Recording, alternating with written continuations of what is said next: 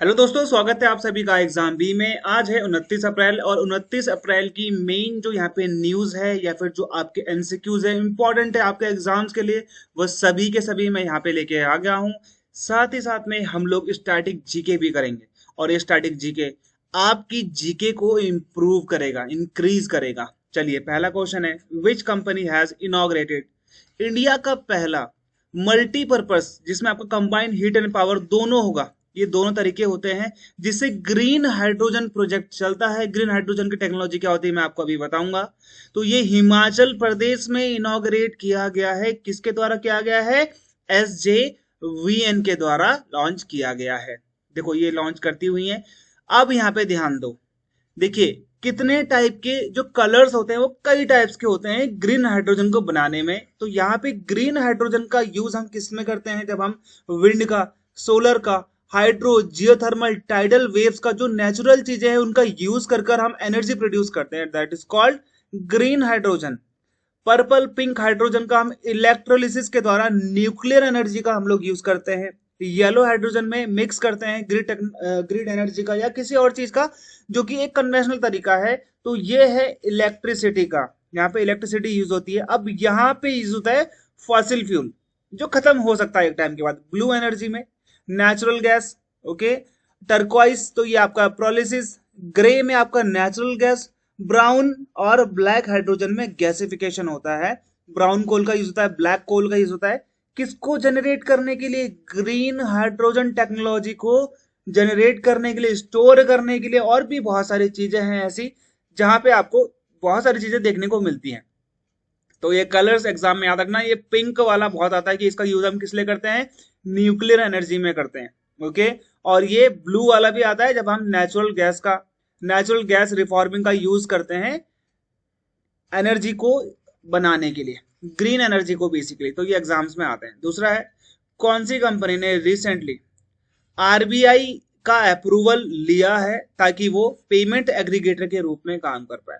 ये payment aggregator होता क्या है? ये पेमेंट एग्रीगेटर क्या होता है? आप क्या है? कस्टमर है। आप एक कस्टमर है, ये आप यहाँ से सामान लेना चाहते हैं, आपके पास क्या है? क्रेडिट कार्ड है। तो ये क्रेडिट कार्ड, और यहाँ पर आप इसे पेमेंट गेटवे, ये आपका पेमेंट गेटवे, आपने यहाँ पे ऑर्डर किया, ये आपका पेमेंट गेटवे है। पेमेंट गेटवे करने के बाद यहाँ से आपका जो बैंक है वहां से पैसा कटेगा। इस बैंक से कहाँ पे जाएगा? आपका जो ये वाला बैंक है, जो कि कौन सा था? जो आपके मर्चेंट का बैंक था, जो आपके मर्चेंट का बैंक है, जहां से आपने सामान लिया, तो ये वहां पे उसको चले जाएगा। आप किसी भी माध्यम से पे कर सकते हो। यूपीआई हो गया आपका, आपका credit card, debit card, okay. बहुत सारे तरीकों से आप कर सकते हो और पेमेंट एग्रीगेटर सेफ होता है, ओके। तो किसने करा है ये? फोन पे यू ने करा है, ओके। देखो यहाँ पे मैं बता रहा था आपको, कस्टमर है आपका, यहाँ पे आपने ऑर्डर दिया आपके ऑनलाइन स्टोर में, ये आपका पेमेंट गेटवे है। पेमेंट गेटवे से आपका पैसा प्रोसेस हुआ, फिर आपके बैंक में गया, आपके बैंक से ट्रांसफर होकर सीधा कहाँ गया? जिसका ये मर्चेंट का अकाउंट था। समझ में आया? ये सिक्योर है। यहाँ से आपको देख रहे हो, आपके बहुत सारे लेवल्स हैं, जिन लेवल में आपकी सिक्योरिटी चेकिंग होती है। तो यहाँ पे क्या होता है? आपका डाटा भी रखा जाता है और यहाँ पे चोरी होने की आशंकाएं भी कम होती है, और यहाँ पे गवर्नमेंट का इंटरवेंशन भी होता है, okay. Who has been recently, इनको रीअपॉइंट किया गया है डेप्यूटी गवर्नर के लिए आरबीआई में 4 डेप्यूटी गवर्नर्स होते हैं। तो इस चीज का आप ध्यान देना अगले 1 सालों के लिए, जो कि मई 3 2024 से विद इन इफेक्ट होगा, यानी कि इस तारीख से ये बनेंगे। तो देखिए, आरबीआई जब स्टेब्लिश हुआ था 1935 में, तो ये सर ऑसबॉर्न स्मिथ थे इनके पहले गवर्नर। अगर मैं सीडी देशमुख जी की बात करता हूं, तो ये थे आरबीआई के पहले भारतीय गवर्नर, है ना। 1947 समथिंग में बन चुके थे, 49 48 समथिंग में। उसके बाद ये काफी लंबे समय तक रहे। शक्तिकांत दास वर्तमान 2024 में आरबीआई के 25वें गवर्नर है, और T Ravishankar is the right answer. वर्तमान में आरबीआई के 4 गवर्नर हैं। श्री स्वामीनाथन जी 26/6/2023 से, okay.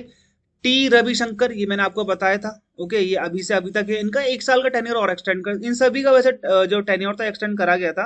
M Rajeshwar Rao, MD Patra, इनका भी एक्सटेंड करा गया था।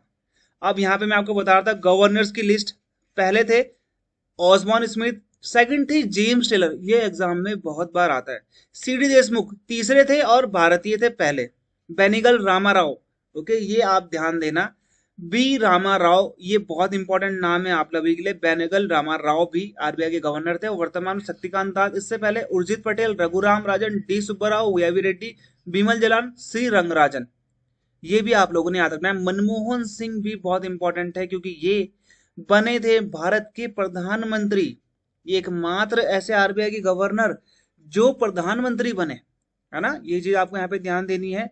तो ये है आपके लिए इंपॉर्टेंट। ओके चलो आगे देखते हैं।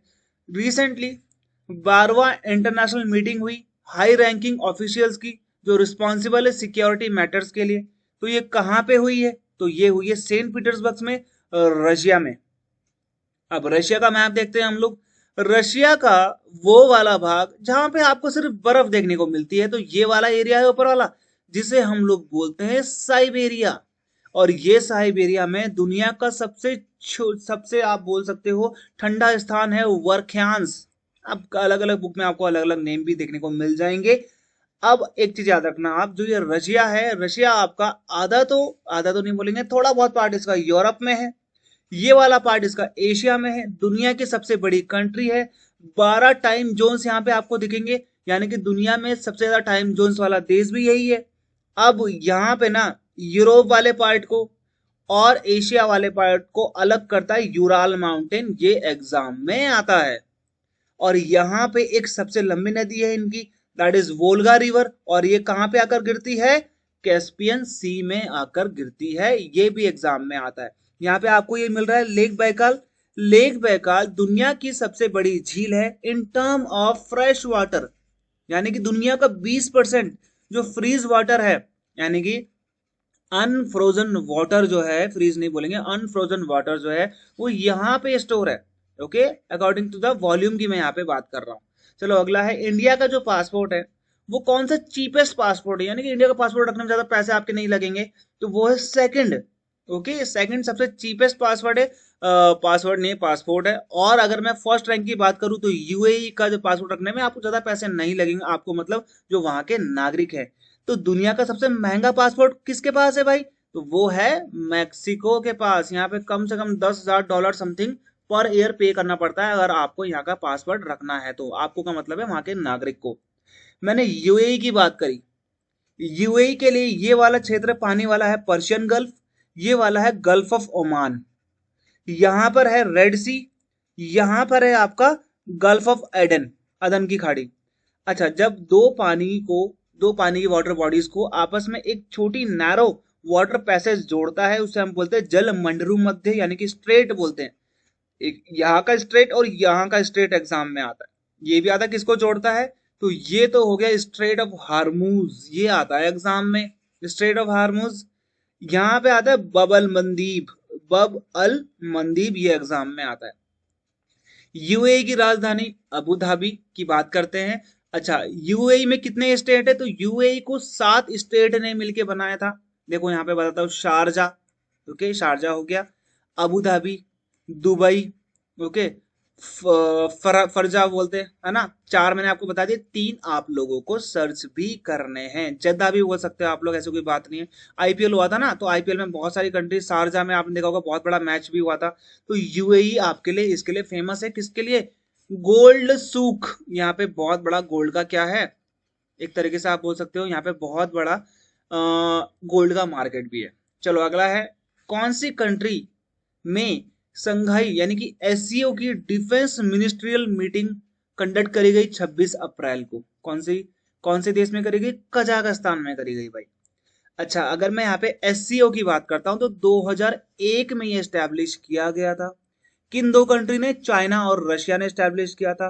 दूसरी इंपॉर्टेंट, इसका हेडक्वार्टर कहां पर है? तो उसका हेडक्वार्टर है बीजिंग में, जो कि चाइना में है, चाइना की कैपिटल भी है। अब यहाँ पे ना हो सकता है कि अब यहाँ पे ना हो सकता है कि आपको ये देखने को मिले, देखो यहाँ पे मैप इंडिया का इन्होंने उस प्रकार से दे रखा है, ये ऊपर वाला पार्ट काट रखा है जो कि गलत है। Member state China, Kazakhstan, Kyrgyzstan, Russia, Tajikistan, Uzbekistan, India Pakistan, ये तो मेंबर्स हैं। Observer Afghanistan, Belarus, Iran, Mongolia observing country है। डायलॉग पार्टनर्स जहाँ पे इनसे बात चल सकती है, Armenia, Azerbaijan, Cambodia, Nepal, Sri Lanka, Turkey, guest attendance, यानी कि ये अलग अलग बदलते रहते हैं, इसमें आपको ज्यादा वो नहीं करना है। ये कई बार कम भी हो सकता है, कई बार ज्यादा भी हो सकता है, मे बी ये अपडेट भी हो सकता है। अपडेटेड जो इसका इमेज होगा वो मैं आप लोग को यहाँ पे बता दूंगा। चलिए अगला है, नाबार्ड ने रिसेंटली पार्टनरशिप करी है कौन एक सिस्टम को इंट्रोड्यूस करने के लिए, जहां पर ये जो एग्रीकल्चर लोन्स होते हैं उसको फास्टर प्रोसेस कर पाए किसानों के बीच में। तो ये किसके साथ में करी है? आरबीआई इनोवेशन हब के साथ में करी है। ओके, अब आरबीआई इनोवेशन हब जब हम इनकी वेबसाइट में जाते हैं तो ये क्या बोलते हैं कि आरबीआई इनोवेशन हब एक सब्सिडरी है आरबीआई की, ताकि ये प्रमोट कर सके, फैसिलिटेट कर सके environment that accelerate innovation across the financial sector, यानी कि फाइनेंशियल सेक्टर में अलग अलग तरीके से अलग अलग इनोवेशन नवीनीकरण को बढ़ावा देने के लिए हमने इसको बनाया है आरबीआई की सब्सिडरी। सीईओ कौन है आरबीआईएच के? तो ये है आपके राजेश बंसल। सीडीओ यानी कि chief digital officer that is Rakesh Ranjan, which has become the fourth largest lender. Lender का मतलब होता है पैसे देने वाला। ओके, बाय मार्केट कैपिटलाइजेशन के हिसाब से चौथा लार्जेस्ट बैंकर कौन बन गया है? एक्सिस बैंक ने कोटक को पीछे छोड़ दिया है, तो एक्सिस बैंक बन चुका है। फर्स्ट नंबर में एचडीएफसी बैंक है भाई, सबसे बड़ा बैंक भारत का, 11 लाख करोड़ की इसकी मार्केट कैपिटलाइजेशन है। सेकंड नंबर में ICICI 1.78 lakh crore, SBI 7 lakh crore, axis bank is in the fourth rank. ये तो होगी बात बाय द लेंडर। अगर आप देखोगे सिंपली तो ये भी आपको यहाँ पे यही मिलेगा बाय द मार्केट कैपिटलाइजेशन। अब ये हो चुका है कोटक बैंक, अब फिफ्थ में आ चुका है, ये फोर्थ में आ चुका है। ओके, ये आप यहाँ पे देखना, ये मार्केट कैपिटलाइजेशन के हिसाब से भी ये सेम है, ऐसा कुछ अलग है नहीं। Which country has decided to lift restriction? कौन सी कंट्री ने ये डिसाइड किया है कि हम भारत को अब स्मॉल आर्म्स बेचेंगे, रिस्ट्रिक्शन हम हटा रहे हैं? तो ये बोल रहा है जर्मनी। ओके, ये जर्मनी वो देश है जो कि हिटलर का देश है। हिटलर का देश तो नहीं बोलेंगे, हिटलर यहां से आया था। हिटलर कौन सी पार्टी से था? नाजी पार्टी से था। ओके, हिटलर ने किस चीज को बढ़ावा दिया था? तो सोशलिज्म, सोशलिस्ट बोल सकते हैं ना, कम्युनिज्म बोलो डायरेक्टली, हम लोग बोलते हैं कम्युनिज्म, कम्युनिस्ट था ना। ओके, नाजी पार्टी मैंने आपको बता दिया। ओके, अब बहुत से लोग ना इसके पार्टी के जो इनका वो था, इसको स्वास्तिक से वो करते हैं। स्वास्तिक नहीं था इनका, इनका टेढ़ा था। ठीक है, इनका क्या था? ये इनका टेढ़ा था, ये आप लोग यहाँ पे ध्यान देना। ठीक है, ऐसे करके इनका ऐसा टेढ़ा था। ओके, हमारा स्वास्तिक सीधा होता है। अब यहाँ पे देखो, जर्मनी की राजधानी बर्लिन, डेनमार्क ऊपर से जोड़ता है, नेदरलैंड बगल से, बेल्जियम, लग्जमबर्ग, स्विट्जरलैंड, ऑस्ट्रिया, चेक रिपब्लिक, ओके, और पोलैंड। ये जर्मनी आपका यहाँ पे एक टाइम पे जर्मनी की बर्लिन वॉल आपने सुनी होगी। नॉर्थ बर्लिन और south Germany, north Germany, east Germany, west Germany भी बोलते थे। तो जर्मनी का ये हाल हो गया था। जर्मनी दोनों वर्ल्ड वॉर हारा है, ये भी आप लोग यहाँ पे ध्यान देना। आज का लास्ट क्वेश्चन है, नेस्कॉम के द्वारा, नेस्कॉम की जो रिपोर्ट आई है, national association of software and services company, जो सर्विस कंपनी भी बोलते हैं, इनकी एक रिपोर्ट आई है और वहां पर ये बोला है कि अभी भारत में फाइनेंशियल 2023 में टोटल कितने पेटेंट्स को फाइल किया गया है? तो ये किया गया है 83,000 पेटेंट्स को फाइल किया गया। पेटेंट्स का मतलब होता है कि भाई हमने ये चीज बनाई, अब ये हमारे नाम पे होगा, इसको कोई और यूज नहीं कर पाएगा। ओके, और हमारे द्वारा आपको एसएससी का सुपर पैक ऑनलाइन कोर्स दिया था, अफोर्डेबल प्राइस में मिलता है। मंथली टेस्ट आपको उसमें मिलेंगे, रिकॉर्डेड वीडियोस हैं, रिकॉर्डेड वीडियोस देखते रहो जब भी आपको देखना है। पीडीएफ नोट्स हैं, क्रिस्प नोट्स हैं, और पेपर्स आपको मिल जाएंगे, सारे के सारे एग्जाम्स के पेपर्स पीडीएफ मिलेंगे, उसमें कोई दिक्कत नहीं। कोई भी प्रॉब्लम होगी मुझे मैसेज करो, मेरी टेलीग्राम आईडी है, personal ID Vikram sir GK, ये मेरी पर्सनल आईडी है, आप मुझे मैसेज कर सकते हो। मिलते हैं हमारे अगले वीडियो में, तब तक के लिए गुड बाय एंड जय हिंद।